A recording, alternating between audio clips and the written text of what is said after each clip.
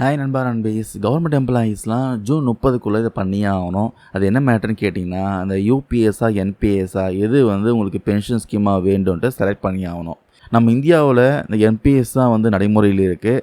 அதுக்கு மாற்றாக நம்ம மத்திய அரசு இப்போ யூபிஎஸ் கொண்டு வந்திருக்காங்க. யூனிஃபைடு பென்ஷன் ஸ்கீம் கொண்டு வந்திருக்காங்க. சென்ட்ரல் கவர்மெண்ட் எம்ப்ளாயீஸ்லாம் ஜூன் 30க்குள்ளே இந்த ரெண்டுத்தில் ஏதாவது ஒரு பென்ஷன் ஸ்கீம் முடிவெடுத்து செலக்ட் பண்ணி ஆகணும்.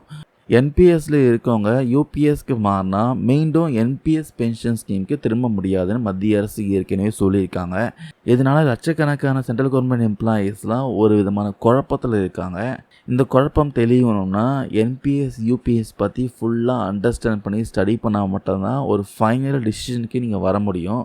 நம்ம இந்தியாவில் இந்த ஓல்டு பென்ஷன் ஸ்கீம் தான் நடைமுறையில் இருந்துச்சு. அதுக்கு மாற்றாக தான் 2024 என்பிஎஸ்ஸை கொண்டு வந்தாங்க.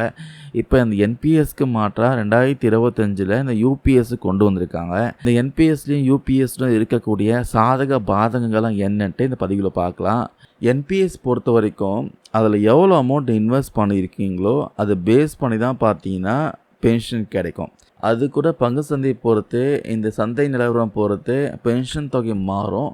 ஆனால் யூபிஎஸ் இடத்துல பார்த்தீங்கன்னா ஓய்வு பெறக்கூடிய நபர்கள் லாஸ்ட் 12 மந்த்தில் அவங்க என்ன சேலரியை வாங்கியிருக்காங்களோ அடிப்படை சேலரியில் சராசரியாக 50% பார்த்தீங்கன்னா ஓய்வூதிய தொகையை கிடைக்கும். ஃபார் எக்ஸாம்பிள் கடைசியாக ஒரு 50,000 சேலரி வாங்கினீங்கன்னா அதில் பாதி 25,000 ரூபாய் உங்களுக்கு ஓய்வூதியமாக கிடைக்கும். இதுக்கு குறைஞ்சபட்சம் 25 வருஷமாச்சு கவர்மெண்ட் எம்ப்ளாயீஸாக நீங்கள் ஒர்க் பண்ணியிருக்கணும். சப்போஸ் 10 வருஷத்துலேருந்து 25 வருஷத்துக்குள்ளே ஒர்க் பண்ணியிருந்தீங்கன்னா அது விகிதாசார அடிப்படையில் ஓய்வூதிய பலன்கள்லாம் கிடைக்கும். பர்சன்டேஜ் பேசிஸில் கொடுப்பாங்க. அதுக்கப்புறம் இந்த என்பிஎஸ் திட்டத்தில் பார்த்தீங்கன்னா குறைஞ்சபட்ச ஓய்வூதிய தொகைன்ட்டு எந்த ஒரு உத்தரவாத தொகையும் கிடையாது. இந்த என்பிஎஸ்சில் முதலீட்டின் அடிப்படையில் தான் பார்த்தீங்கன்னா ஓய்வூதிய தொகையும் கொடுப்பாங்க. ஆனால் யூபிஎஸ்சில் பார்த்தீங்கன்னா குறைஞ்சபட்சம் 10 ஆண்டுகள் நீங்கள் ஒர்க் பண்ணியிருந்தாலே போதும் உங்களுக்கு 10,000லேருந்து ஓய்வூதியமாக கிடைக்கும். என்பிஎஸ் திட்டத்தில் பார்த்தீங்கன்னா எந்த ஒரு கிராஜுவிட்டியும் கிடைக்காது, வழங்கப்படுவது இல்லை. ஆனால் அந்த யூபிஎஸ்சில் ஓய்வூதியம் மற்றும் இறப்புக்கான கிராஜுவிட்டி ரெண்டுமே பார்த்தீங்கன்னா கிடைக்கும் சொல்கிறாங்க.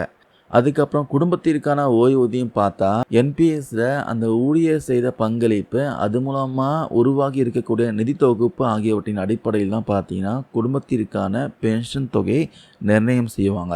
ஆனால் யூபிஎஸ்சில் ஓய்வூதியம் பெற்று வரக்கூடிய நபர் இறந்து விட்டாங்கன்னா அப்போ அந்த நபர் பெற்ற ஓய்வூதிய தொகையில் 60% பார்த்தீங்கன்னா குடும்பத்திற்கு வழங்கப்படும் சொல்கிறாங்க. என்பிஎஸ்சில் பார்த்தீங்கன்னா சென்ட்ரல் கவர்மெண்ட்டுடைய பங்களிப்பு அடிப்படை சேலரியில் 14% இன்வெஸ்ட் பண்ணுவாங்க. இதே யூபிஎஸ்சில் 18.5% பார்த்தீங்கன்னா சென்ட்ரல் கவர்மெண்ட் தரப்புலேருந்து போடுவாங்க. அதுக்கப்புறம் இந்த 2 ஸ்கீம்லையுமே ஊழியர் தரப்புலேருந்து பார்த்தீங்கன்னா சேலரியில் 10% இன்வெஸ்ட் பண்ணுவாங்க. ஆனால் கவர்மெண்ட் சைட்லேருந்து இன்வெஸ்ட் பண்ணுற அமௌண்ட் பார்த்தீங்கன்னா யூபிஎஸ்சில் கொஞ்சம் அதிகம். இந்த என்பிஎஸ் ஸ்கீம் பார்த்தீங்கன்னா சந்தையுடன் இணைக்கப்பட்ட ஒரு திட்டன்றதுனால பங்கு சந்தை ஏற்ற இறக்கங்களுக்கு ஏற்ப உங்களுக்கு கிடைக்கக்கூடிய நிதி தொகுப்பு பார்த்தீங்கன்னா இருக்கும் சொல்கிறாங்க. ஆனால் யூபிஎஸ்சில் பார்த்தீங்கன்னா உத்தரவாதமாக ஒரு பென்ஷன் கிடைக்கும். இந்த என்பிஎஸ் பொறுத்த வரைக்கும் பங்கு சந்தை நல்லா போச்சுன்னா ஓய்வூதியம் நிறைய கிடைக்கும். பங்கு சந்தை மோசமாக இருந்துச்சுன்னா ஓய்வூதியம் கம்மியாகும், ரிஸ்க் இருக்குது. ஆனால் யூபிஎஸ் பொறுத்த வரைக்கும் ஒரு ஸ்டாண்டர்டான ஒரு பென்ஷன் கிடைச்சிட்டே இருக்கும். அதுக்கப்புறம் ஓய்வூதிய தொகை மாறுமான்னு கேட்டிங்கன்னா என்பிஎஸ் பொறுத்த வரைக்கும் உங்கள் அக்கௌண்ட்டில் எவ்வளோ பணம் சேர்ந்துருக்கோ அதை பொறுத்து பார்த்தீங்கன்னா ஓய்வூதிய தொகை கிடைக்கும். ஆனால் யூபிஎஸ் பொறுத்த வரைக்கும் பணவீக்கத்தின் அடிப்படையில் கவர்மெண்ட் எம்ப்ளாயீஸ்க்கு பார்த்தீங்கன்னா ஓய்வூதியம் உயர்த்தி கொண்டே இருப்பாங்க. All India consumer price index base பண்ணி இந்த ஓய்வூதிய அமௌண்ட்டு இன்க்ரீஸ் ஆகிட்டே இருக்கும். இந்த என்பிஎஸ்லேயும் ஆகட்டும் யூபிஎஸ்லேயும் ஆகட்டும் ரெண்டுத்துலேயும் நிறைய நன்மைகளும் இருக்குது, நிறைய அம்சங்கள் இருக்கும், நிறைய பாதகங்களும் இருக்குது. ஸோ எம்ப்ளாயீஸ் தான் எது உங்களுக்கு கரெக்டாக இருக்கும், அதாவது உங்களுக்கு ஒரு ஓய்வூதியம் கிடைக்கணும், அது ஸ்டாண்டர்டாக இருக்கணும்னா தாராளமாக யூபிஎஸ்க்கு போகலாம்.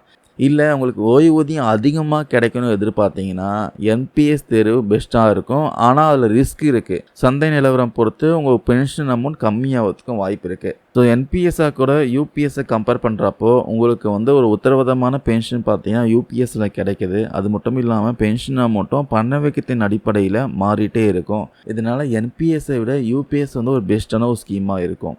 ஸோ ஜூன் 30க்குள்ளே என்பிஎஸ்ஸா யூபிஎஸ்ஸா ஒரு முடிவுக்கு வந்துடுங்க. இதுக்கப்புறம் டைம் எக்ஸ்டெண்ட் பண்ணுவாங்களா தெரியல, வெயிட் பண்ணி தான் பார்க்கணும். மேபி ஜூன் 30 கிட்ட வரப்போ எக்ஸ்டெண்ட் பண்ணுறதுக்கும் வாய்ப்புகள் இருக்கலாம். இந்த பதிவில் நான் கொடுத்த அப்டேட் யூஸ்ஃபுல்லாக இருக்கும்னு நினைக்கிறேன். இது பற்றி உங்களுடைய கருத்துக்கள் ஏதாவது இருந்தால் கமெண்ட்ஸ் கமெண்ட் பண்ணுங்கள்.